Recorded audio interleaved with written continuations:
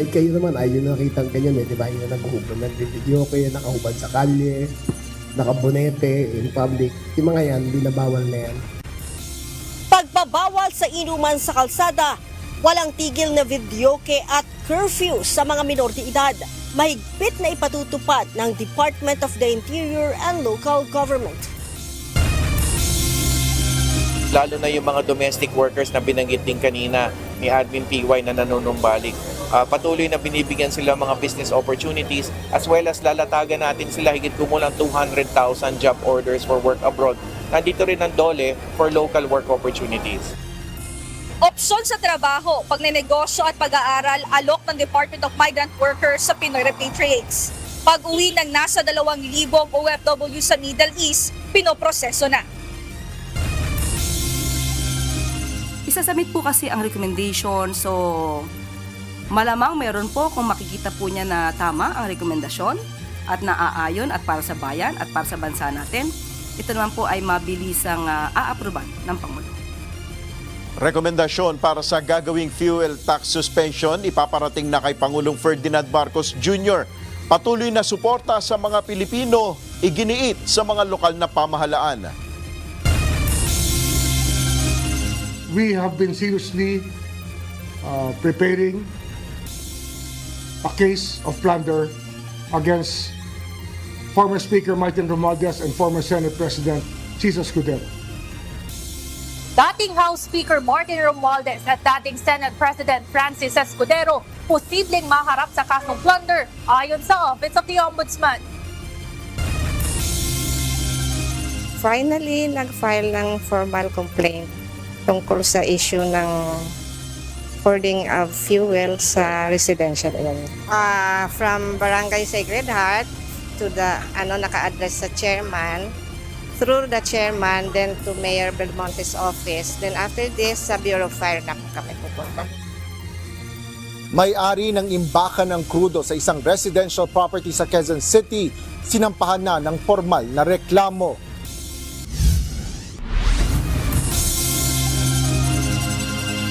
Magandang hapon, Pilipinas at sa buong mundo. Tayo po ay sabayang napapakinggan sa Radio La Verdad, 1350 ang UNTV Radio at una sa ating mga balita. Maring ipinag-utos ngayon ng Department of the Interior and Local Government ang mahigpit na pagpapatupad ng mga ordinansa sa buong Metro Manila. Kasama sa paghihigpit ang pagbabawal sa mga inuman sa kalye at videoke na umaabot hanggang madaling araw. Pati na rin ang mahigpit na pagpapatupad ng curfew sa mga menor de edad. Ito ang balita ni Lea Ilacan. Kahit kayo naman, ayun nakitang ganyan di ba? Yung nag-video kayo, nakahubad sa kalye, nakabonete, in public. Yung mga yan, binabawal na yan. Tapos na ang maliligayang araw ng mga mahilig tumambay at mag-ingay sa kalye. Dahil simula sa araw na ito, lalo pang hihigpitan ang pagpapatupad ng mga ordinansa para mas maging ligtas ang kapaligiran at komunidad. Una sa sisitahin ang mga mahilig mag-happy hour sa kalye. Sila yung mga nag-iinuman sa labas ng kanilang bahay na madalas nakahambalang sa daan at kadalasang pinagmumula ng gulo. Just to be clear, okay? Meron tayong Anti-Public Intoxication Act. Bawal na ang mag-inom sa kalye. Bawal na ang maglatag ng mga silya at ang mga lamesa sa mga kalye at mag-inuman. Doon na nagagaling, number 1, ang away, number 2, ang sexual harassment. Bawal na. Kaya sabihan ko ang lahat, pasensyahan tayo. Pag kayo mag-inuman sa kalye, uhulihin namin kayo. Mahigpit ding ipinagbabawal ang pagbividyoke ng lagpas sa alas 10 ng gabi. Pag alas 10, nagbibidyoke pa kayo, o kapitbahay nyo, nagbibidyoke, tumawag pa po kayo sa 911 at pupuntahan po ng pulisyan at papatigilin. May mga magulang dyan, alas 8, alas 9, tulog na, magkatrabaho yan, alas 4, gising na. Matulog naman kayo. Kung ayaw nyo matulog, magpatulog naman kayo. Patulugin yung mga kapitbahay nyo. Huhulihin din ang mga makikitang nakahubad o walang pang-itaas na damit na nakatambay sa labas ng kanilang bahay. Bawal na ang walang t-shirt na lalaki, alam mo babae, di ba? Pero walang t-shirt na lalaki na palakad-lakad sa kalye. Bawal na. It is a act of civility na magbihis naman kayo habang nasa kalye kayo. Pag kayo ay walang suot na t-shirt na taoba na palakad-lakad, kahit gaano kainit, magsanduman lang kayo. Okay? Bawal na po yan. Bukod dyan, inuutos din ni Secretary Remulla ang pagdaragdag ng mga pulis sa mga matataong lugar. Gayun din ang paglalagay ng 2 pulis sa mga eskwelahan. We will make the students feel safe. We will make the parents feel safe. Ayan ang trabaho ng pulis, ayan ang trabaho ng barangay. Kung wala pong pulis sa inyong eskwelahan, ay tumawag po kayo sa 911 at i-reactuhin nyo kami kung bakit wala doon at magdi-deploy kami kaagad. Okay? So, it is our social compact to make the school safer. 2 policemen, 1 policeman, and barangay officials will be there during school hours. Isa pa sa tututukan ay ang ipinatutupad na curfew sa mga menor de edad. Meron na tayong enhanced curfew ordinances para sa mga 18 years old and below. Pag hindi kayo nag-aaral, hindi kayo nagtatrabaho, proof of employment, of proof of education, na nag-aaral kayo sa oras na yun, pauwi kayo, bawal na kayo sa kalye after 10 p.m. Umuwi na kayo sa mga bahay nyo. Okay? Yung mga rugby boys dyan, yung mga geng-geng dyan, yung mga gago sa kalye dyan, magtago na kayo, umuwi na kayo pag 10 o'clock, uhulihin namin kayo. Ang ilang residente sa Quezon City, pabor sa mahigpit na pagpapatupad ng mga ordinansa. Tama lang yung ginawa yung gumawa na ganyan. Na bawal lahat. Talagang bawal naman lahat yan eh. Nung pa yan eh. Tagal na yan eh. Bawal maghubad, pati sigarilyo, tsaka iinom sa mga tindahan sa labas. Sa totoo lang, bilang isang lupon dito sa aming barangay, yun ang pinapairal namin dito. Kaya lang siyempre, sa katigasan talaga ng ulo ng mga kabataan ngayon, na halos hindi pagka sinaway mo, ikaw pang masama na mumurahin ka. Maganda yan patakaran niya para tao may mga standby, medyo mabawas-bawasan gabing-gabi. Puro lang ang ginagawa yan, galagala mga standby. Wala nang magandang ginagawa. Sinabi ni PNP Chief Police General Jose Melencio Nartates Jr. na ang pagpapatupad ng mahigpit na ordinansa ay sisimulan sa Metro Manila bago ipatupad sa iba pang bahagi ng bansa para sa pagkakaroon ng safer cities. Pinapaigting lang natin ang ating community relations as well as cooperation, participation of the stakeholders. We should be empowering them. Diba, sinabi ko nga, it is not enough that the police are there. They are seen, they are appreciated. Dapat nararamdaman sila. Ang National Capital Region Police Office o NCRPO agad na inutos sa kanilang mga district director ang implementasyon. We believe na yung mga lumalabag po ng mga ordinansa ay sila po yung mga beginners. And eventually, nag-evolve po yun na marami sa kanila, yung mga violators ng mga simple ordinances, at the span of time, nag-evolve po na nagiging hardened criminals. Sa ating mga district directors, of course, ang marching orders natin ay full implementation ng utos ng ating SILG, and at the same time, yung enhanced police visibility natin sa lahat ng public convergence natin kung saan maraming tao. Dagdag ng PNP, ang mahigpit na pagpapatupad ng ordinansa ay bahagi lamang ng pinag-igting na kampanya ng pulisya laban sa kriminalidad. Leia Ilagan, UNTV, News and Rescue. Diyos ang aming sandigan, serbisyo publiko ang aming pinahahalagahan. Samantala, dapat pagtuunan na ng pansin ng pamahalaan ang pagpapahaba ng fuel inventory ng bansa. Paliwanag ni Senator Sherwin Gatchalian, sa halip na mag-lockdown ay dapat tiyakin na pagkakaroon ng sapat na supply ng mga produktong petrolyo sa bansa. Ito ang balita ni Jed Neresina. I don't advise na mag-lockdown tayo ala COVID-19 kasi hihinto yung buong ekonomiya natin. Marami mawawalan ng trabaho. Ang kailangan lang naman natin ma-extend yung number of days in terms of inventory. Walang mabuting maidudulot ang muling pagpapatupad ng lockdown sa gitna ng mga hamon sa supply ng langis. Ito ang naging pahayag ng chairman ng Proactive Response and Oversight for Timely and Effective Crisis Strategy o Senate Protect Committee matapos kumalat ang fake news tungkol sa umano'y nakatakdang pagdedeklara ng energy lockdown simula April 20. Ayon kay Senator Sherwin Gatchalian, sa halip na magpakalat at maniwala sa mga maling impormasyon, mas mabuting mas pagtuunan ng pansin ngayon kung paano mapapatagal ang inventaryo ng langis sa Pilipinas upang hindi magkaroon ng krisis. Wala tayong problema sa trabaho, wala tayong problema sa health concern. Ang problema natin, paano natin ma-stretch o mapahaba yung number of days natin in terms of inventory. Sa kasalukuyan, mayroon na lamang 60 araw ang available na supply ng krudo sa bansa base sa pagtaya ng Department of Energy. Kaya mahalaga na matiyak na may siguradong darating bago matapos ang Hunyo. Ang tangke natin dito sa bansa natin, ang available lang around 60 days. No? But ang importante ngayon yung mga firm supplies after that 60 days. No? Yun ang nawawala. No? Unlike before, kahit wala tayong tangke dito, pero yung suppliers naman can assure us na dire-diretso yan. Hindi mo na kailangan mag-inventory pa dito. So, yun ang nawawala ngayon. No? So, if we can extend, sabi ko nga, kung mapahaba natin yung inventory days natin, mas maganda yon. Paliwanag ng senador na ang malaking bahagi ng inaangkat na petrolyo ay napupunta lamang sa sektor ng transportasyon. Kaya't kung patuloy na aasa sa supply ng langis sa ibang bansa, ay maaaring maulit ang ganitong problema.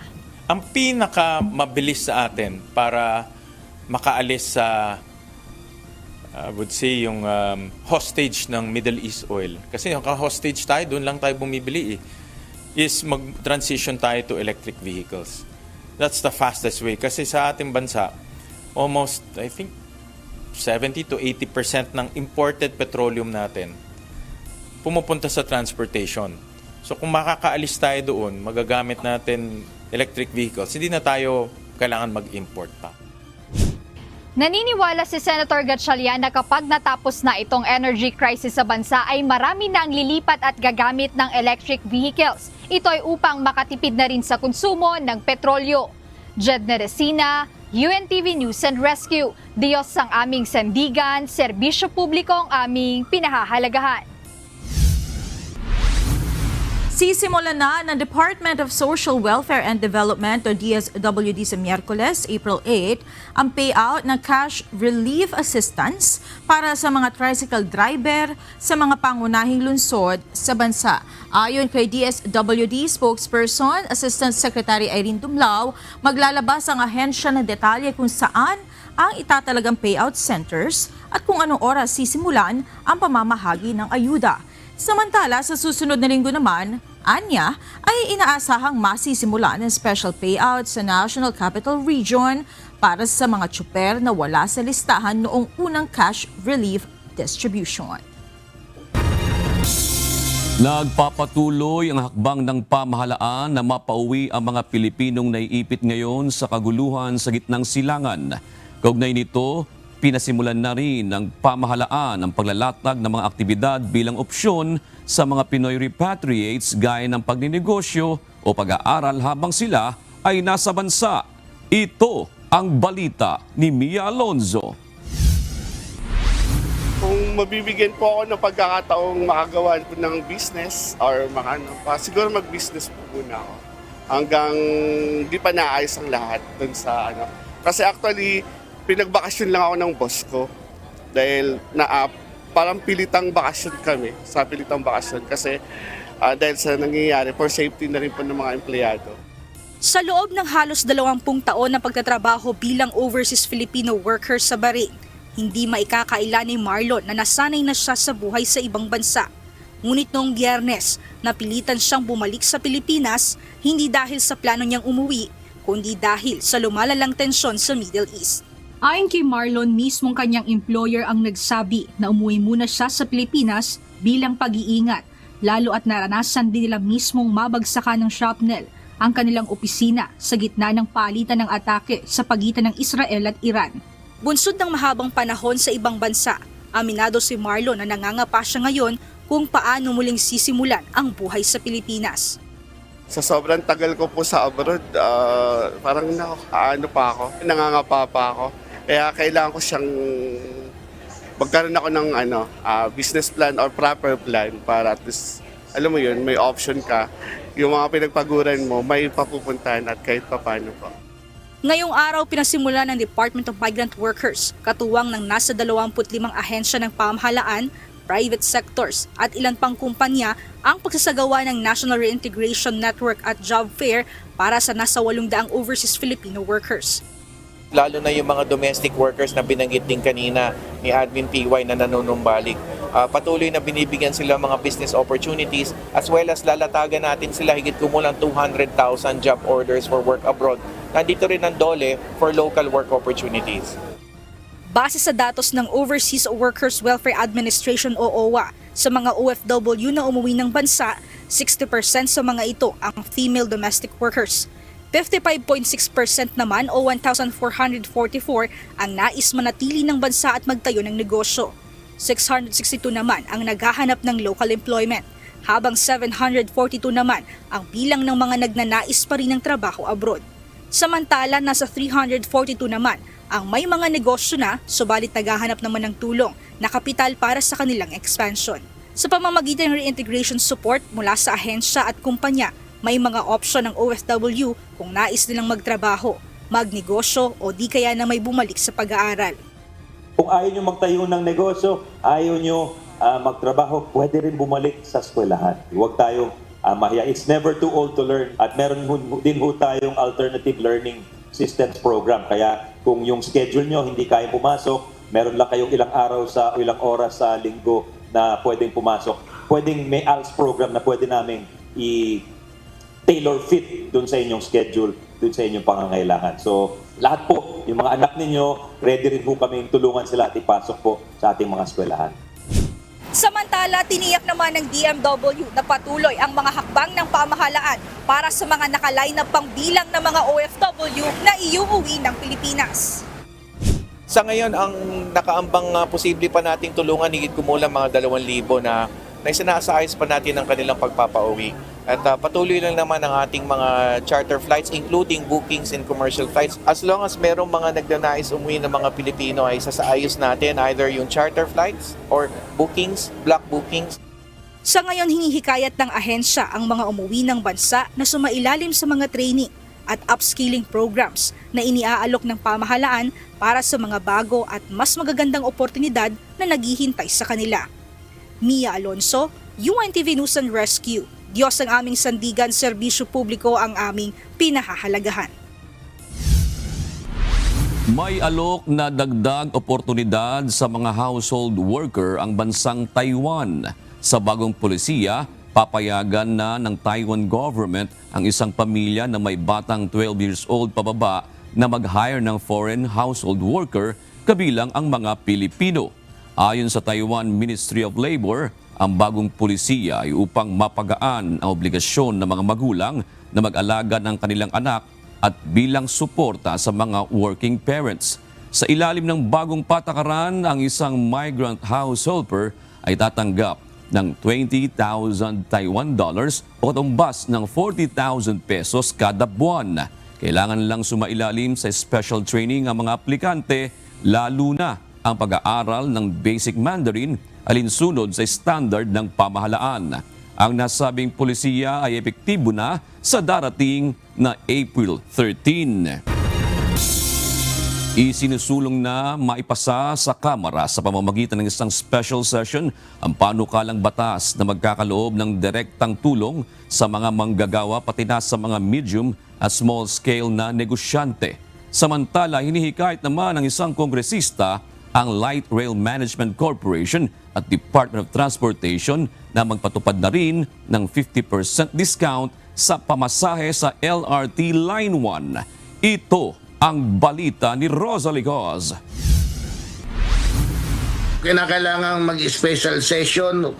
It will depend on the wisdom of the speaker, of the leadership and the government. Pero ako sa kanila, gumawa na tayo ng paraan. At tingin ko naman, doon din papunta ang gobyerno. Dapat maipasa na sa lalong madaling panahon ang panukalang magkakaloob ng direktang tulong sa mga manggagawa, middle class at maliliit na negosyante sa gitna ng isang national energy emergency dahil ito sa krisis na nararanasan ng bansa bunsod sa lubang taas presyo ng produktong petrolyo, bunsod ng nagpapatuloy na tensyon sa Middle East. Ngunit sa halip na bayanihan 3, isinusulong ni Manila 2nd District Representative Rolando Valeriano, Vice Chairperson ng House Committee on Ways and Means, ang agapay sa hanap buhay at operasyon ng negosyo o ahon package. Sa ilalim ng panukala, isinusulong na magbawas ng buwis na nagkakahalaga ng hindi bababa sa 3,000 pesos para sa minimum wage earners at Social Security System members na kumikita ng mas mababa sa 25,000 pesos. Nakapaloob din dito ang walang interes na pautang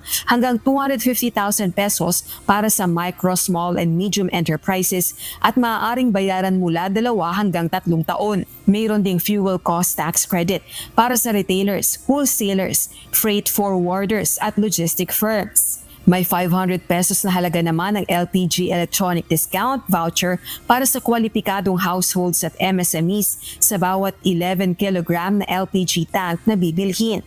Gayun din ang suspensyon ng utility disconnection at loan payment relief. Isinusulong din sa panukala ang pansamantalang bawas o suspensyon sa toll fees, airport fees at seaport fees. Ayon kay Representative Valeriano, target kunin ang pondo sa pagpapatupad sakaling tuluyan itong maisabatas sa unprogrammed appropriations. Dalawang approach na ang gawin natin. Bigyan mo sila ng ayuda at the same time, tanggalan mo pa rin sila ng taxes. Kasi ako naniniwala nga, lalo na yung mga private businessman ngayon, hindi rin sila capable mag-increase ng sweldo na yun naman ang kailangan ng isang empleyado. Yung take-home pay nila lumaki.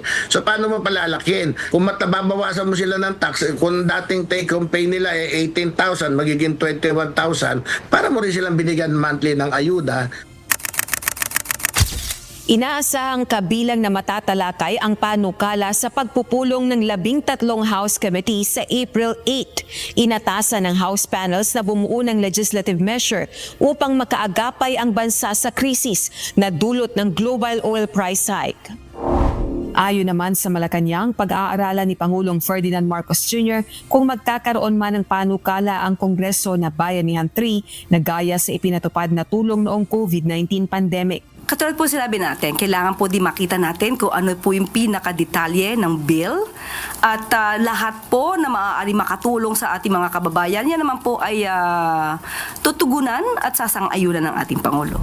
Samantala, hinihikayat ni Akbayan Party List Representative Percy Sandania ang Light Rail Management Corporation at Department of Transportation na magpatupad na rin ng 50% discount sa pamasahe sa LRT Line 1. Ayon sa kongresista, dapat maipatupad ito sa lalong madaling panahon. Kasabay nito, hinikayat din ni Representative Sandania ang DOTR na ilibre na muna ang pamasahe sa mga discounted sector. Nakabalik na't lahat-lahat ang mga kababayan natin mula sa kanilang probinsya, wala pa ring discount sa pamasahe sa LRT1. Tapos na ang Holy Week.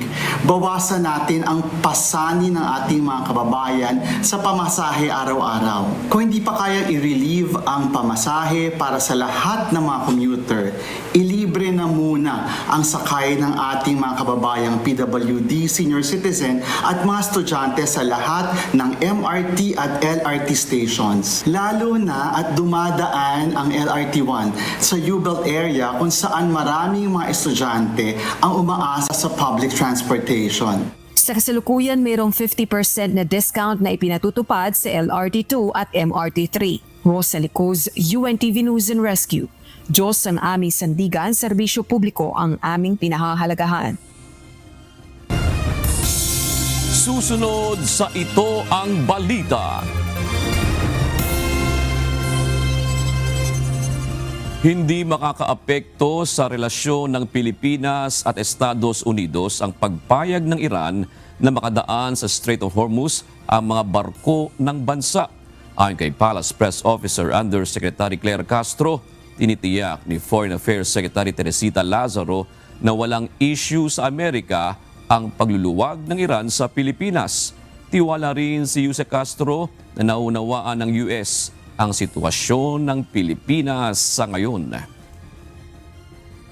Nakausap po natin mismo si Secretary Tess at ang sinabi po ni Secretary Tess Lazaro ng DFA, wala po tayo nakikitang anong magiging issue sa ating kaibigan na bansa na US dahil alam naman po nila ang sitwasyon ngayon at hinahalin tulad po ito sa pag-angkat po natin ng oil mula sa Russia. May nabuo ng rekomendasyon ang Development Budget Coordination Committee o DBCC kay Pangulong Ferdinand Marcos Jr. Kaugnay ito ng mga hakbang na maaari pang gawin ng pamahalaan sa gitna ng patuloy na pagtaas sa presyo ng produktong petrolyo. Kabilang na dito ang posibleng suspensyon ng pagpapataw ng fuel tax. May apela naman si Pangulong Marcos sa mga lokal na opisyal kaugnay ng mga hamon na kinakaharap ngayon ng bansa. Ito ang balita ni Nel Maribuhok.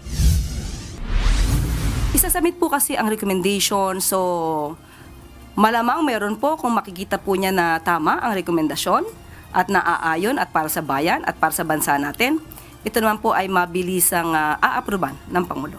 Ibibigay na bukas ng Development Budget Coordination Committee o DBCC ang kanilang rekomendasyon kay Pangulong Ferdinand Marcos Jr.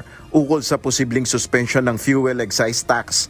Ayon kay Palace Press Officer Undersecretary Claire Castro, magpupulong ang Pangulo at DBCC upang talakayin ang mga ipatutupad na pulisiya ng pamahalaan na tutugon sa patuloy na pagtaas ng produktong petrolyo dahil sa gulo sa gitnang silangan. Yes po, nagkaroon na po ng meeting ang DBCC at nagkaroon po sila ng pag-uusap at inassess po ang implication ng mga ng rising global oil prices at in-evaluate ang possible policy responses.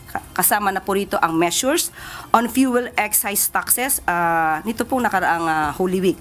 At nag-formulate na po sila ng kanilang rekomendasyon at magkakaroon po sila ng meeting tomorrow with the President para isubmit po itong recommendations na ito for his approval. Sa naturang pulong rin na magaganap bukas dito sa Malacanang, posibleng talakayin ang desisyon ni Pangulong Marcos sa posibleng paggamit ng emergency powers na ipinagkaloob ng Kongreso. Sa ilalim ng Republic Act No. 12316, maaaring suspindihin o bawasan ng Pangulo ang ipinapataw na excise taxes sa langis batay sa naging rekomendasyon ng DBCC sa pakikipag-ugnayan na rin sa kalihim ng Department of Energy. Kanina, pinangunahan ni Pangulong Ferdinand Marcos Jr. ang panunumpa ng Vice Mayors League of the Philippines, National Executive Officers sa Malacanang. Dito, ipinanawagan niya ang pagpapalakas ng ugnayan ng national at local government units sa gitna ng kinakaharap na krisis ng bansa. Sinabi ng Pangulo na dapat na matutukan at masuportahan ng mga LGU ang pangangailangan ng kanilang mga nasasakupan. Sana manatili kayong matatag at pusigido sa pag-inyong paglilingkod. Lalo na ngayong maraming krisis na kinakaharap ng bansa dahil sa gitna sa tensyon na nangyayari sa gitnang silangan. Patuloy nating gabayan at suportahan ang ating mga mamamayan hanggang sa sama-sama natin palampasan ang mga pagsubok na ito. Nel Maribuhok, UNTV News and Rescue, Diyos ang aming sandigan, serbisyo publiko ang aming pinahalagahan.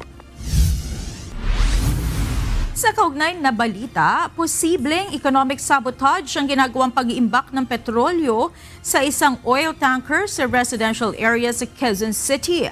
Ayon kay Bureau of Fire Protection Officer in Charge, Chief Superintendent Wilbero Quantiu, maaaring inimbak ang petrolyo sa ngayon para ibenta ng mas mataas na halaga sa mga susunod na araw.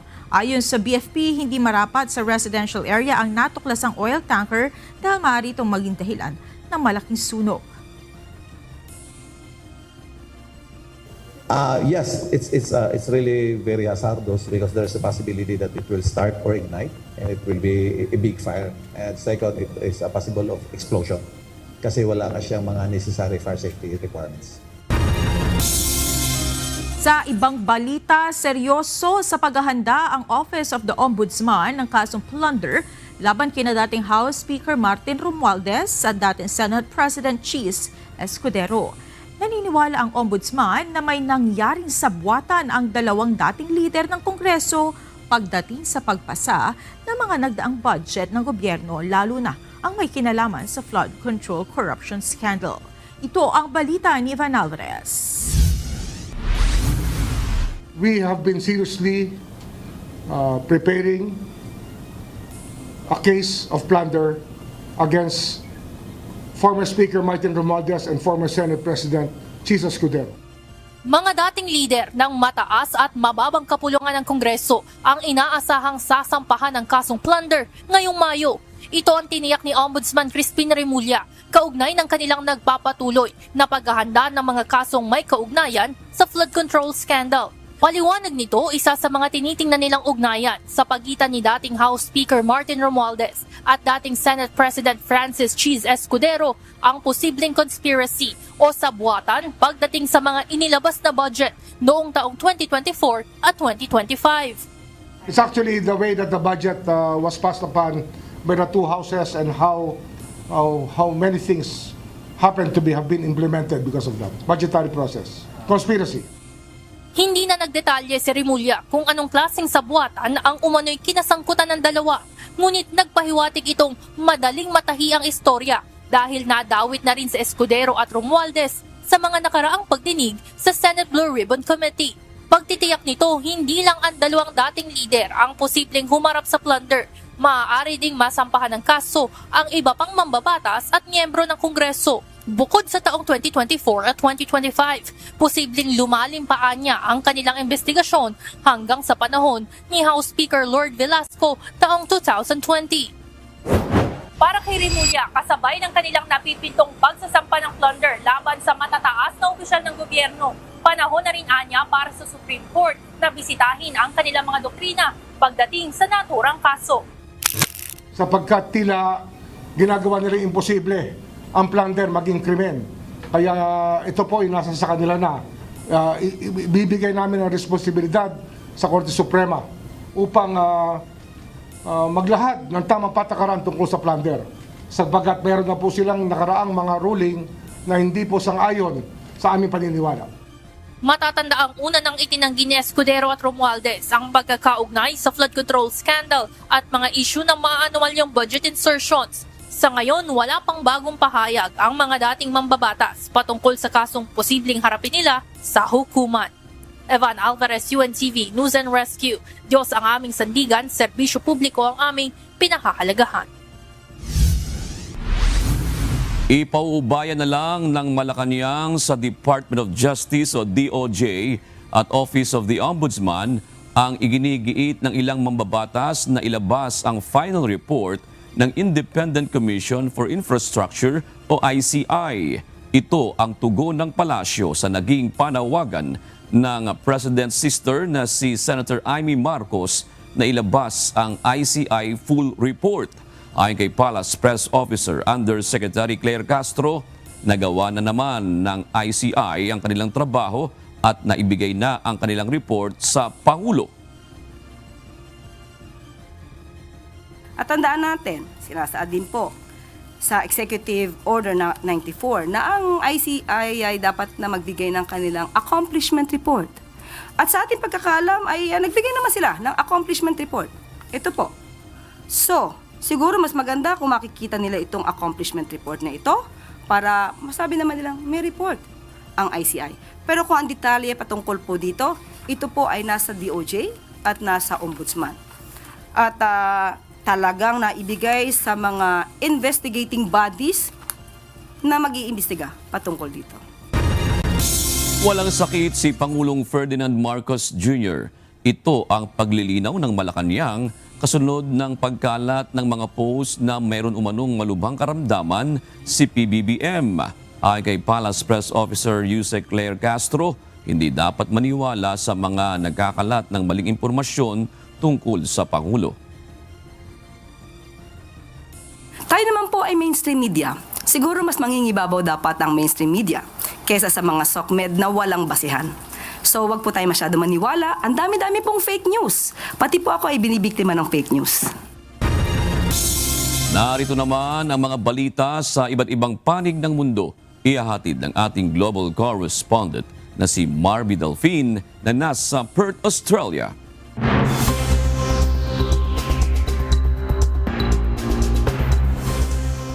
Magandang gabi naman sa inyo dyan sa Pilipinas.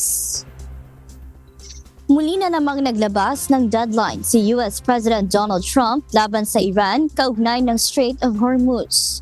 Ayon sa US President, kung hindi susunod ang Iran ay pupungtiryahin nito ang mga plantang pang-enerhiya at mga tulay sa Iran. Sagot naman ng Iran, sila ang magdedesisyon kung ano ang kahihitnapnat ng gyera. Ito ang balita ni Noel Polyarco. Crimes, warmongering, and misguided policies of Trump, driven by the delusional advice of his advisors, have brought nothing but bloodshed and insecurity to the region and the world. Sinagot ng Iranian Islamic Military ang panibagong ultimatum ni US President Donald Trump. Kasunod ito ng panibagong 48-hour deadline na ibinigay ni Trump sa Iran para buksan ang malayang paglalayag sa Strait of Hormuz. Sa pagkakataong ito, mga power plants at mga tulay ng Iran ang susunod na pasasabugin ni Trump kung hindi pa rin susunod ang Iran sa gusto nito. Ang deadline ni Trump ay magtatapos sa April 7, alas 8 ng gabi, Eastern Time. Ayon sa tagapagsalita ng Islamic Revolutionary Guard Corps o IRGC, ang malawakang protesta na nangyayari mismo sa Amerika ay patunay na mas nauunawaan pa ng mga mamamayan ng Amerika ang epekto ng gyerang sinimulan ni Trump. The American people may understand the damages of this war better than Trump and the country's senior commanders, who thousands of kilometers away from the battlefield are engaged in indulgence and leisure while encouraging soldiers to watch death from afar. Their assessment of the dark and perilous future of the war is more accurate, and this is the main reason behind their mass protest. Ayon sa IRGC, malinaw na nagpaudyok si Trump sa Israel para sila ay atakihin ng walang kawalang katiyakan kung paano nito tatapusin ang laban. The multi-million protests in the United States reflect concerns about the uncertain future of a war that the United States President, due to entanglement in the Epstein case, is compelled to pursue in line with the demands of the Mossad organization and the terrorist prime minister of the Zionist regime. Sa isang pahayag, sinabi ni Iran Foreign Ministry spokesperson Ismail Baghei na kung ano ang sisirain ng US at Israel, gayon din ang kanilang gagawin bilang depensa sa agresyon nito. Sinabi naman ng kilalang kaalyado ni Trump na si Senator Lindsey Graham, tanging hangad ng US President ang kapayapaan sa Strait of Hormuz, kaya dapat seryosohin ng Iran ang mga pahayag nito. Umaasa siya na ang kondisyon ni Trump na itigil ng Iran ang nuclear program nito ay maidadaan pa rin sa diplomasya. Payo nito sa Iran, pag-isipang mabuti at magmadali na sa pagdedesisyon. Ito na ang ika-6 na pagbabanta ni Trump laban sa Iran. Pero ayon sa Iranian Islamic Military, kung may mga sibilyan na muli na namang madadamay sa pag-atake, mas matindi ang kanilang igaganti. Anila sila ang magtatakda kung ano ang kahihinatnan ng gyera. Noel Polyarco, UNTV News and Rescue, Canada. Diyos ang aming sandigan, serbisyo publiko ang aming pinahahalagahan. Hindi muna maglalabas ng satellite images ng mga lugar ng conflict sa Middle East ang kumpanyang Planet Labs. Ayon sa California-based satellite imaging firm, ang kanilang desisyon ay alinsunod sa kahilingan ng US government. Ayon sa kumpanya, maglalabas lang sila ng mga images kung urgent o kailangan para sa interes ng publiko. Base sa abiso ng kumpanya sa mga kliyente nito, sakop ng restriction ang mga imahe mula March 9 at ang mga susunod na satellite images ay hindi muna nila ilalabas hanggang sa matapos ang gyera sa gitnang silangan. Ang satellite technology ay ginagamit ng militar upang matukoy ang kanilang target, missile tracking at iba pang komunikasyon. Ayon sa ulat, ang pakiusap ng US government sa mga satellite image providers ay upang walang magamit na tracker ang Iran sa ginagawa nitong pag-atake. Formal nang naghain ng reklamo ang ilang residente sa isang barangay sa Quezon City laban sa umano'y iligal na pag-iimbak ng krudo sa isang residential lot. Hinihintay naman ng Quezon City Police District ang may-ari nito na magsumite ng permit para sa kanyang pag-iimbak ng langis. Ito ang balita ni Asher Cadapan Jr. Takot kami, takatabi kami. sa kabuhay namin, buhay ng kapitbahay, properties namin. Ano kung iba ang sunog, okay pa bahain ka. Huwag ka lang masunugan. Tsaka neighborhood, lahat against. Tsaka residential po eh. Pwede ba yan na may tangke ka sa loob? Agarang aksyon ang hinihiling ng ilang residente sa Barangay Sacred Heart, Quezon City laban sa pag-iimbak umano ng mga krudo sa isang residential lot sa kanilang komunidad. Kasunod dito ng pagkakadiskubre ng mga residente sa naturang aktibidad matapos mag-deliver ng petrolyo ang isang fuel truck sa lugar. Nakuhanan pa ng video ng ilang kapitbahay ang aktual na pagkakarga umano ng krudo mula sa fuel truck sa isang fuel tank na nasa loob ng bakanting lote. Ayon sa isa sa mga complainant, hiling nila ay matiyak ang kaligtasan ng kanilang komunidad. Hindi nila sila matatahimik hanggat hindi nare-resolba ang problema, kaya dumulog ang mga ito sa mga otoridad. Finally, nag-file ng formal complaint tungkol sa issue ng hoarding of fuel sa residential area. From Barangay Sacred Heart to the naka-address sa chairman, through the chairman, then to Mayor Belmonte's office. Then after this, sa Bureau of Fire na po kami pupunta. Ito yung residential property na may fuel tank doon sa loob ng kanilang lote. Katabi ito mismo ng mga bahay ng ilang mga residente dito kung saan ang ilan ay gawa pa sa light materials. Mahigit 20 mga residente ang pumirma sa formal na reklamong inihain nila sa mga otoridad laban nga sa pag-iimbak ng krudo dito sa kanilang kapitbahay.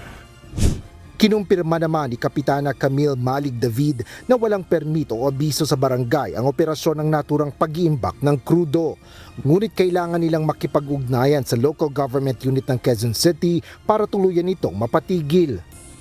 Mag-aantay din po ako kung ano po yung gagawin. Pero right now, ang ginagawa po ng mga BPSO natin is lagi po nakamonitor po dun sa lugar. Siyempre, yung safety nga po ng residents natin. And nagpapalagay po tayo ng tao dun to monitor po dun sa kung may any activities po. So, we are waiting for the local government kung ano po yung sasabihin po sa atin. Sinabi naman ni Quezon City Police District o QCPD District Director Police Brigadier General Randy Glenn Silvio na sinusubukan pa rin nilang makipag-ugnayan sa may-ari ng lote. Naghihintay po tayo kung kung magsasubmit ba sa Bureau of Fire yung may-ari ng tanker, kung may permit ba silang mapapakita ngayong araw na to. Pinatututukan na ng QCPD Chief ang lugar kung saan regular na nagsasagawa ng pagpapatrolya ang mga pulis. Ngayon po, ang sitwasyon, binababantayan po natin yung residential area na yon para po wag galawin yung kung ilang litro ang nalagay po doon. Kasi base po doon sa nagbabantay, ang isang reason nila ay for consumption ng company. Patuloy naman ang isinasagawang inspeksyon ng BFP sa lugar, bagaman hindi pa rin nila mapasok ang naturang residential property. Asher Kadapan Jr., UNTV News and Rescue. Diyos ang aming sandigan, serbisyo publiko ang aming pinahalagahan.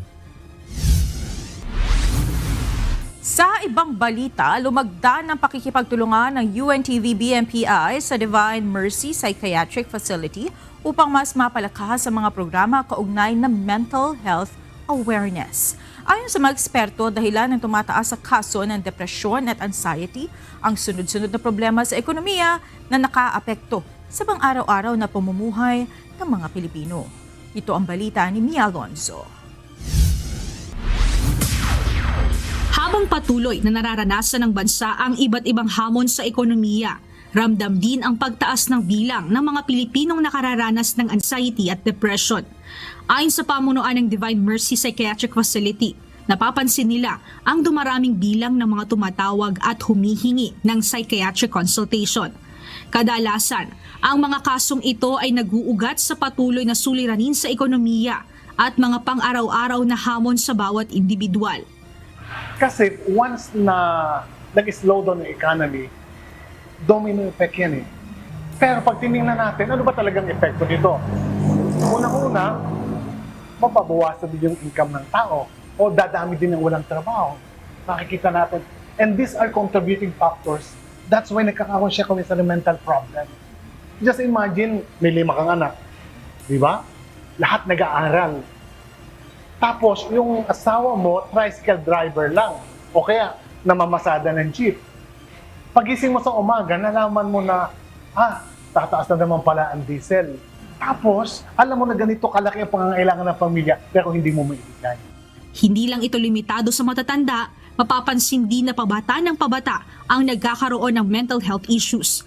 Dala na rin nila ng iba't ibang impluwensya, karanasan sa kanilang paligid at maging ang iba't ibang impormasyon na nagkalat sa social media.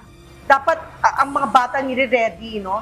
They should allow some rooms for disappointments. So, sabi ko nga, 7 years old, meron eh.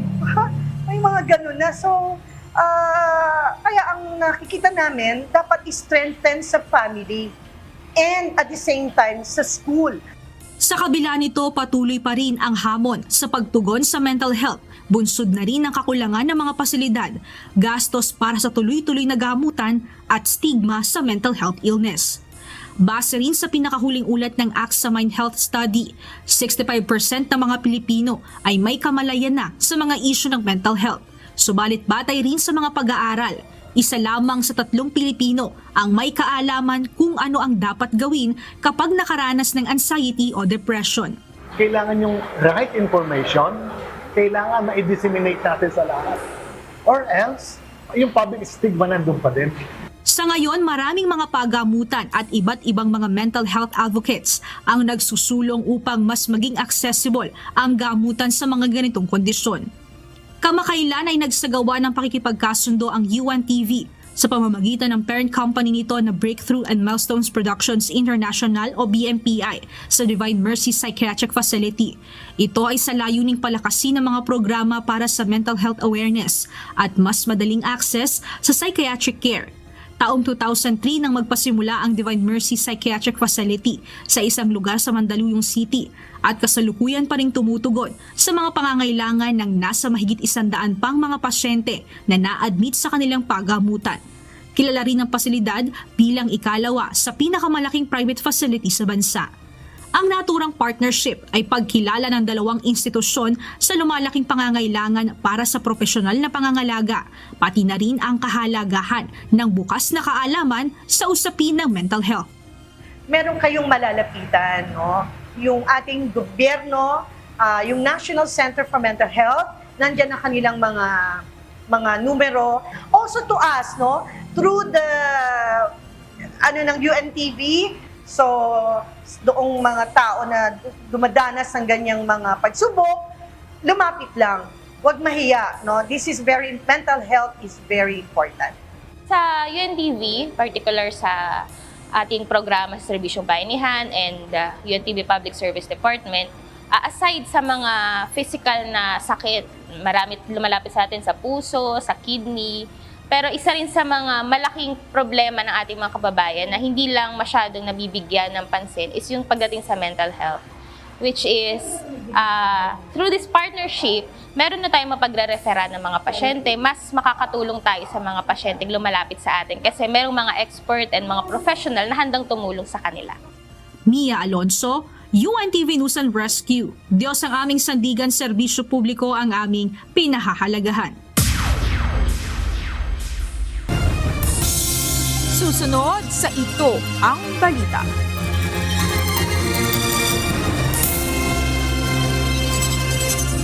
Patupad ng refund ang Government Service Insurance System o GSIS sa mga loan payments ng mga miyembro at pensioner nito. Ayon sa GSIS, 3 buwang hulog ang i-refund ng buo ng ahensya sa ilalim ng Balik Ginhawa program nito. Sakop ng programa ang mga bayad utang ng mga miyembro at pensioners na may aktibong accounts at nagbayad mula December 2025 hanggang February 2026. Nilinaw naman ng GSIS na hindi gaya ng karaniwang moratorium, walang gagawing suspensyon sa pagbabayad sa loan ang GSIS. Pero ibibigay nito ang 3 buwang halaga ng refund na naka-lump sum at one-time payout lamang. Ayon kay GSIS President at General Manager Vic Veloso, ang nasabing hakbang ay bilang tulong sa kanilang mga miyembro sa kasalukuyang panahon ng krisis. Umabot na sa halos 3.7 milyon ang bilang ng mga nagparehistro para sa idaraos sa barangay at sangguniang kabataan elections sa November 2 ngayong taon. Ayon sa Commission on Elections sa COMELEC, hanggang May 18, 2026 na lamang ang pagpaparehistro at wala na itong extension. Kaya panawagan ng komisyon sa publiko na samantalahin ang natitirang mahigit isang buwan para makapagparehistro. Ipinasususpindi na ng Philippine Coast Guard o PCG sa Maritime Industry Authority o Marina ang Certificate of Public Convenience ng MV Our Lady of Fatima III. Ito'y kaugnay ng pagsadsad ng barko sa Lubang, Oriental Mindoro kahapon, April 5. Ito ang balita ni JP Nunez. Na-miscalculate po itong kanyang paglalayag kaya sumadsad po siya dito sa medyo batuhang bahagi po ng Lubang Oriental Mindoro. Pagbabawalan na munang maglayag ang sumadsad na barko sa Occidental Mindoro nitong linggo, April 5. Ayon sa Philippine Coast Guard, nakipag-ugnayan na sila sa Maritime Industry Authority o Marina para suspindihin ang Certificate of Public Convenience ng MV Our Lady of Fatima III. Kailangan nilang tiyakin ang seaworthiness o kapasidad ng barko kung maaari pa itong magsakay ng mga pasahero at mga kargamento. Ayon kay Commodore Noemi Cayabyab, ang tagapagsalita ng PCG, hinihintay nila ang marine protest ng kapitan ng barko para sa detalyadong paliwanag kung ano ang naging dahilan ng pagsadsad. Titingnan ng PCG kung mayroong naging butas ang barko habang nakasadsad pa ito. Po ay protocol. No? Kung halimbawa ang isang barko ay magkaroon ng aberya, we have to double check and assess the seaworthiness of the vessel before we grant them a clearance to depart po.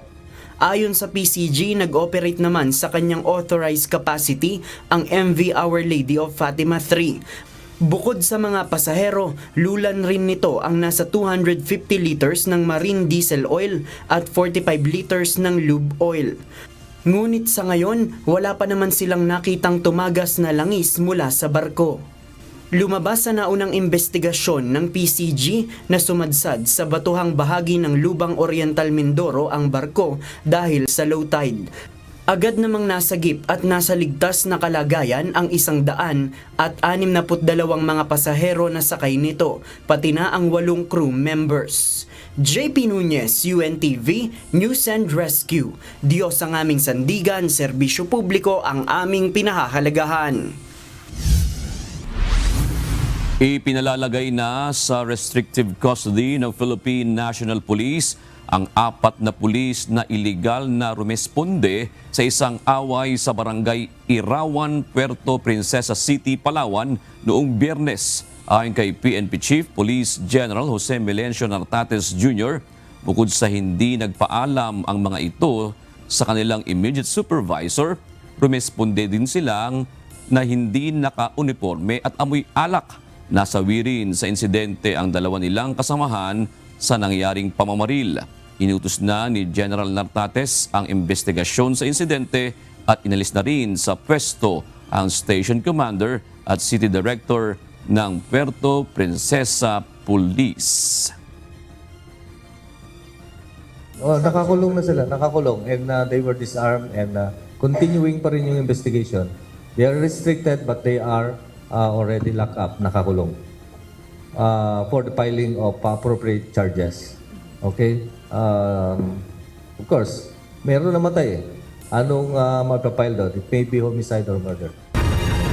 Samantala, nagtungo ngayong araw sa Sandigan Bayan si Senator Jinggoy Estrada upang ipagbigay alam sa korte na nakauwi na siya ng Pilipinas mula sa kanyang biyahe sa ibang bansa nitong long holiday.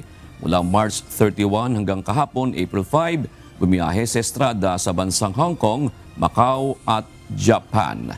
Ang pagre-report ng senador sa korte ay may kaugnayan sa kanyang travel clearance dahil meron pa itong kinakaharap na mga kasong graft sa Sandigan Bayan matapos masangkot sa Priority Development Assistance Fund o PDAP scam.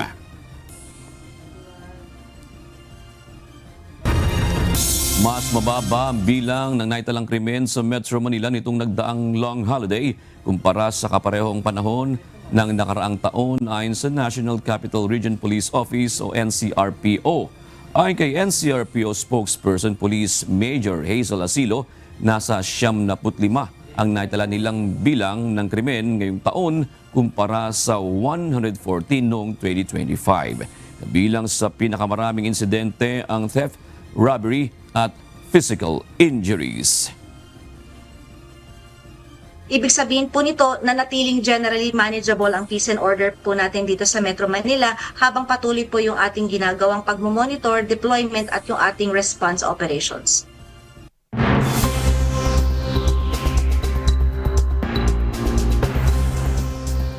Inulan ng batikos ang pinakahuling pahayag ni US President Donald Trump sa kanyang social media post.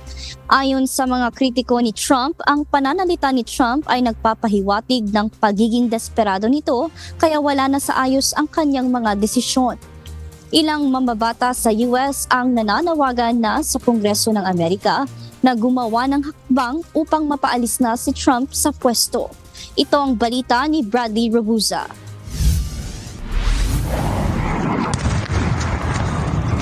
Kabi-kabilang pagwasak.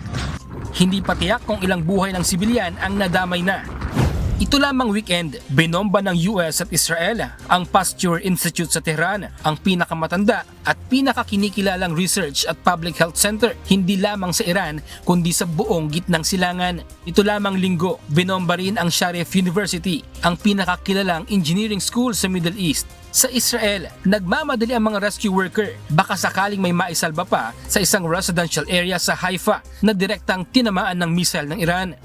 Ito ang mga eksena habang tumatakbo ang oras ng 48-hour na bagong deadline ni US President Donald Trump sa pakikipagkasundo ng Iran. Binatikos ng marami ang pahayag ni Trump, ilan sa kanila naniniwalang desperado na ito.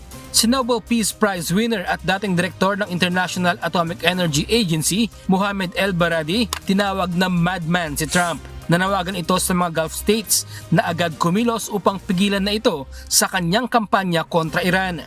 Si US Senator Chris Murphy, sinabing tila baliwala kay Trump ang pumatay ng mga sibilyan. Ito anya ay malinaw na war crime. Ayon naman kay US Senator Bernie Sanders, isa nang mapanganib na tao si Trump at hindi na balanse ang pag-iisip. Sang-ayon dito ang isang terrorism expert na si John McLaughlin at iginiit ang 25th Amendment ng US Constitution kung saan nakasaad na dapat ay mentally stable ang isang presidente. Ito rin ang panawagan ni US Senator Bob Duff. I call on my colleagues, especially my Republican colleagues, to stand with us, to invoke the 25th Amendment or other means to peaceably remove him from office. Ayon naman sa Iraq war veteran at retired US Army Colonel na si Lawrence Selin, frustrated na anya si Trump dahil dinito mapasunod ang Iran. Anya, iniisip marahil ni Trump na isang negosyo lang na pwedeng pagkakitaan ang giyera na taliwas sa ideolohiya ng Iran lalo na pagdating sa Hormuz Strait. Naniniwala ang British political scientist na si Colin Talbot na tama ang desisyon ng United Kingdom na huwag nang sumali upang hindi madamay sa war crimes ni Trump. Hindi rin makakaasa ng suporta si Trump mula sa Australia ayon kay Green Senator David Showbridge.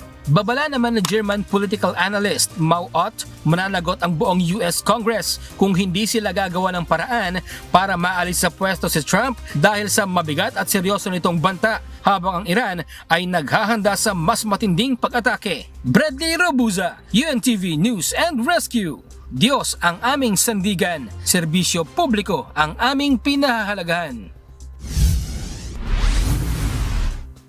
Nilimitahan ng Singapore government ang bilang ng madadalang power bank ng mga pasaherong palabas ng bansa. Ayon sa anunsyo ng Civil Aviation Authority ng Singapore, hanggang 2 power bank na lang ang maaaring dalhin ng mga pasahero sa flights at anumang labis ay kailangan nilang iwan. Ipinagbabawal rin ang pag-charge at paggamit sa mga ito sa loob ng eroplano. Ayon sa ahensya, ang lithium batteries sa power bank ay may posibilidad na mag-overheat o mag-short circuit na maglalagay sa panganib ng mga pasahero. Ang bagong polisiya ay ipatutupad simula 12:01 a.m. ng April 15. At yan ang mga balita mula sa iba't ibang panig ng mundo. Mula dito sa Perth, Australia, ako si Marvy Delfin. Magandang gabi.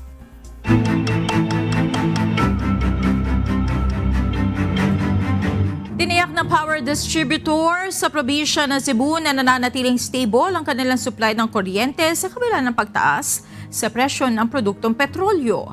Samantalang may dagdag singil naman sa kuryente ang power distributor sa Davao City. Ito ang balita ni Gladys Suabi.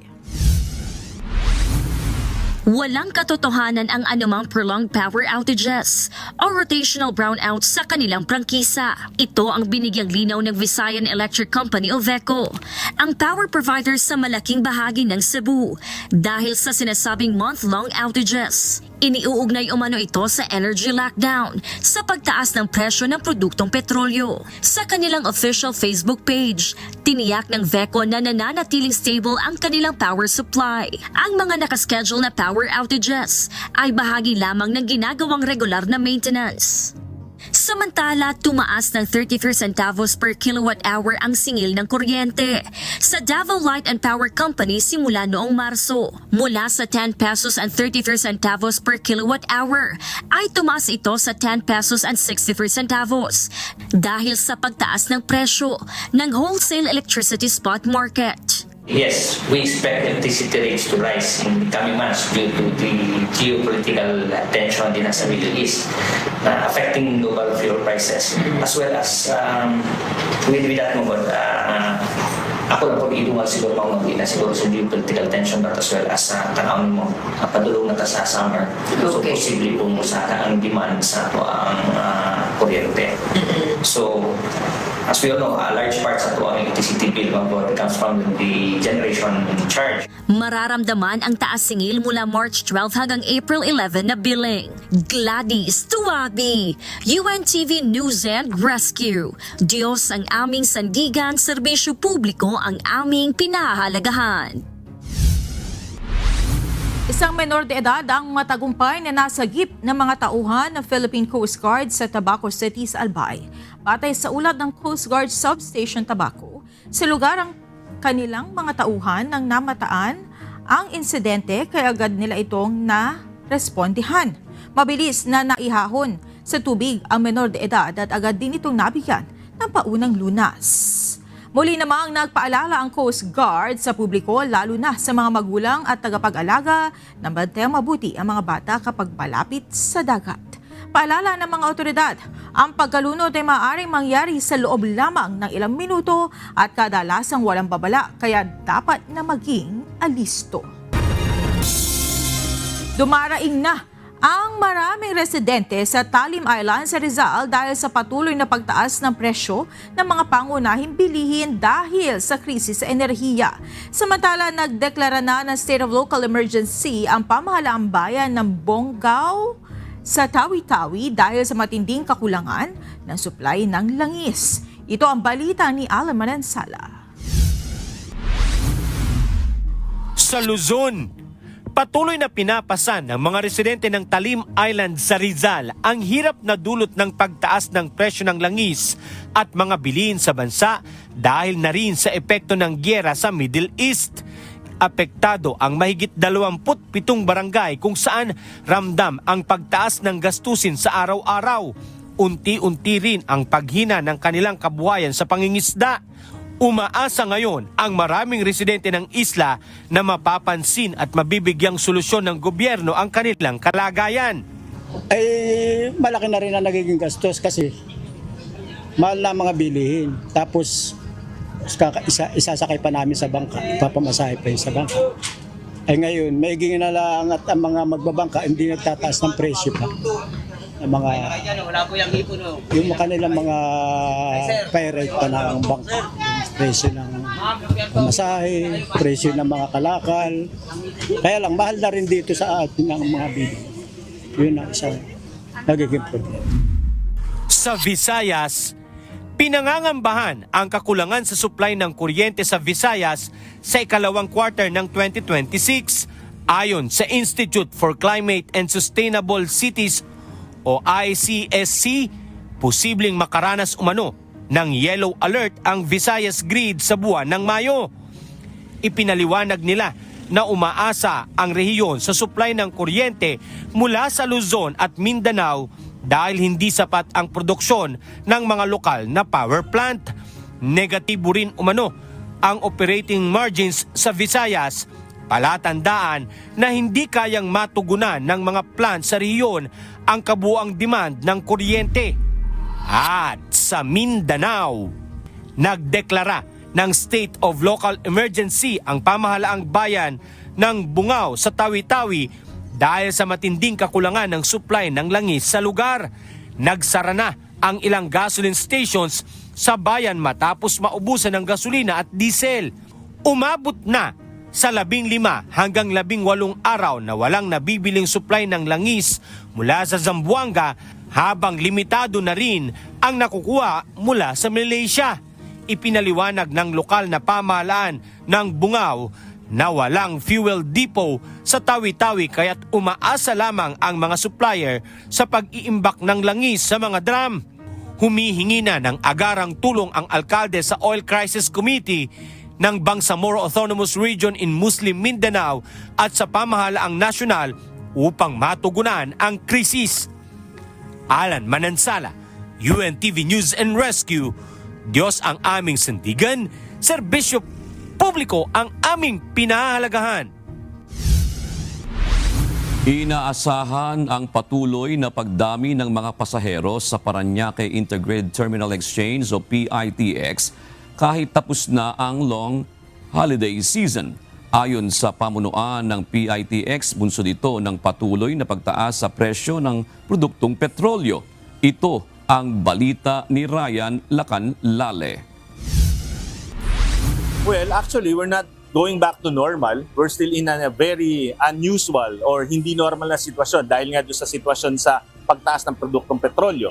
Hindi pa inaasahang huhupa ang dagsa ng mga pasahero sa Parañaque Integrated Terminal Exchange kahit patapos na ang long holiday.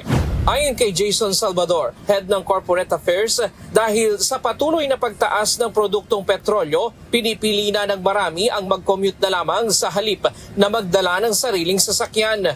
Relatively mas mataas talaga ngayon. Malaki yung nilundag natin as compared to last year. Well, ang malaking contributing factor dyan talaga yung pagtaas ng presyo ng produktong petrolyo. Nakita natin na mas marami nag-compute ngayon kaysa dati. Mas makakatipid siguro kung magpupubliko sa sakyanan sila.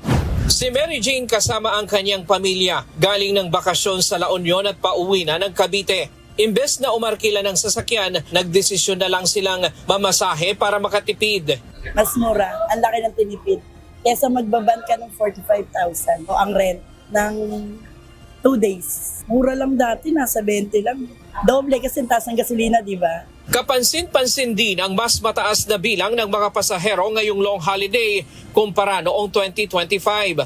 Base sa datos ng PITX, nasa 2,657,810 ang foot traffic mula March 22 hanggang April 5. Bukod pa rito ang naitalang bilang ngayong araw. Samantalang nasa 2,587,307 naman ang passenger count noong nakaraang taon. Si Mang Marpi nagbakasyon sa Bataan at babalik na sa trabaho sa Cavite. Ngayong araw lang siya nagpasyang bumiyahe dahil natakot sumabay sa dami ng taong uuwi. Ngayon, Lunes pa lang, Lunes, di ba? Dapat ngayon ang pasok. Hindi ako pumasok. Kasi nga yung inisip ko, baka magkasabay-sabay yung pasero. Kaya ngayon na lang. Ngayong araw, inaasahang aabot pa sa 190,000 ang dadaang pasahero dito sa PITX. Ito ang mga nagbakasyon sa Metro Manila na uuwi ng probinsya at mga umuwi ng probinsya na babalik ng Maynila. Sa mga susunod na araw, makikita pa rin natin pataas ng pataas yung ating mga commuters. Ito yung mga umuwi sa karating na probinsya katulad ng Cavite, Laguna, Batangas na naghahanap buhay naman sa Metro Manila. So nakikita natin na tataas pa rin yan. Kaya yun naman yung talagang ating pinaghahandaan. Kasi importante na may maghatid sa kanila, sa kanilang mga papasukan at ganoon din pauwi sa kanilang mga bahay. Samantala, kung sulit ang biyahe ng mga bus, matumal naman ang mga tumatangkilik sa motorcycle taxis na nag-aabang ng pasahero sa PITX. So far yung kita ngayon sir, parang medyo bumaba talaga dahil sa taas ng gas namin. Dati-rati, tamang-tamang pang pamilya lang. Ngayon, hanggang sa makakain na lang talaga. Hirap na sa pambayad ng bahay, kuryente, tubig. Kumunti-kunti na sir kasi tulad nito, holiday season, pamilya-pamilya yung bumubugso ng mga pasahero, hindi namin maisakay agad. Kasi kailangan nila buo silang makasakay. Ryan Lacanlale, UNTV News and Rescue. Diyos ang aming sandigan, serbisyo publiko ang aming pinahahalagahan. Inirerespeto ni dating House Speaker Martin Romualdez ang proseso ng Ombudsman ugnay ng mga issue na may kinalaman sa pag-apruba ng national budget. Ayon sa abogado at tagapagsalita ni Congressman Romualdez na si Attorney Ade Fajardo, handa silang makipagtulungan oras na magkaroon ng formal na pagdinig. Gayunman, nilinaw ng tanggapan ng dating House Speaker na wala pang kasong naisasampa kaugnay nito. Iginigit rin ni Attorney Fajardo na hanggang sa kasalukuyan, walang ebidensya na nag-uugnay kay Representative Romualdez sa anumang ghost at flood control project anomaly.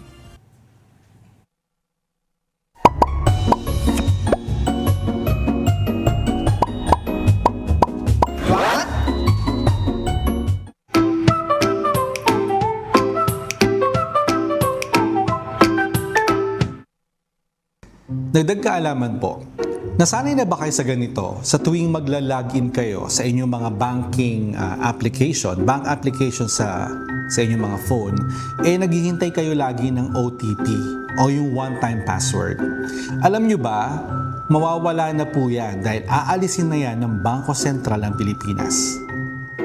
Ayon sa Bangko Sentral ng Pilipinas, unti-unti nang aalisin ang SMS OTP para sa mga bangko sa Pilipinas bago matapos ang June 2026. Bakit? Dahil hindi na ito ganoon ka-safe. Ang OTP na dumadaan sa text ay pwedeng ma-intercept, lalo na sa mga scam tulad ng SIM swap, phishing at account takeover. Ibig sabihin, kahit ikaw ang may account, pwedeng iba ang makakuha ng OTP mo. Kaya papalitan ito ng mas advanced na security. Hindi mo na kailangang maghintay ng text. Sa halip, ito ang ipapalit. Una, biometrics, fingerprint o facial recognition. Ikaw mismo ang magiging password mo. Pangalawa, in-app verification. Sa loob na mismo ng app ang confirmation, hindi na sa text. Pangatlo, behavioral tracking. Tinitingnan kung paano ka mag-type, mag-swipe o gumamit ng phone. Parang kilala ka ng system kahit hindi ka nagsasalita. At may tinatawag pang silent authentication. Walang code, walang input, automatic kang vine-verify sa background. Ang goal, siguraduhin na ikaw talaga ang gumagamit ng account mo. Pero hindi ito agad-agad mangyayari. Unti-unti itong ipatutupad ng mga bangko hanggang June 30, 2026. At importante rin, kailangan maging accessible ito para sa lahat, lalo na sa elderly at person with disabilities. Sa madaling salita, mas mawawala ang hassle, pero mas hihigpit ang security. Kaya sa susunod na hindi ka na nakatanggap ng OTP, huwag kang magulat. Dahil ang kapalit nito, mas tahimik, mas mabilis at mas ligtas na sistema. Dahil po sa panahon ngayon, hindi na sapat ang password lang. Ang mahalagang tanong ay, sigurado ka ba na ikaw talaga yan? Sana po may natutuhan kayo at laging tatandaan, mapalad po ang tao na nakakasumpo ng karunungan at ang tao na nagtatamon ng kaunawaan.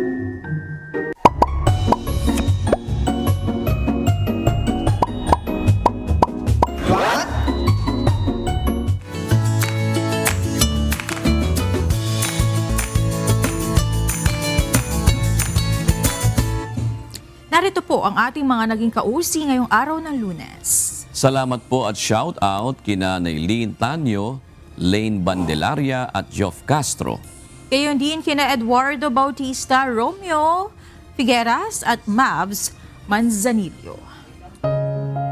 Narito naman ang salita ng Diyos na ating sandigan mula sa aklat ng Roma 8 at 28 na nagsasabi, at nalalaman natin na ang lahat ng mga bagay ay nagkakalakip na gumagawa sa ikabubuti ng mga nagsisiibig sa Diyos, sa makatuwid bagay niyang mga tinawag, alinsunod sa kanyang nasa.